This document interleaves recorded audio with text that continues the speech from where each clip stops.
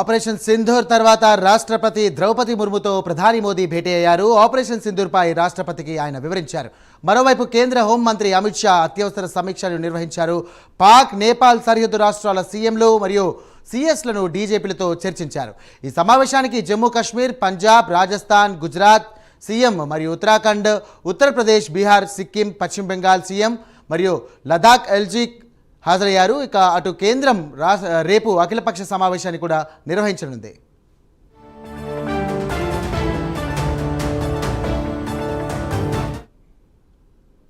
ఉత్తరాదిలోని పలు ఎయిర్పోర్ట్లను మూసివేయాలని కేంద్రం నిర్ణయించింది. ఇక దేశవ్యాప్తంగా 200కు పైగా విమానాలు రద్దయ్యాయి. 18 విమానాశ్రయాలు మూసివేశారు.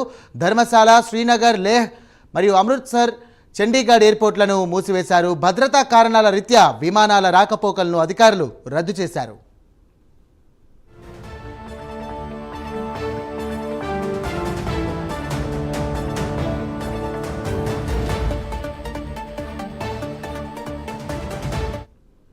ఉత్తరాదిలోని పలు ఎయిర్పోర్ట్లను మూసివేయాలని కేంద్రం నిర్ణయించింది. ఇక దేశవ్యాప్తంగా 200కు పైగా విమానాలు రద్దయ్యాయి. 18 విమానాశ్రయాలు మూసివేశారు.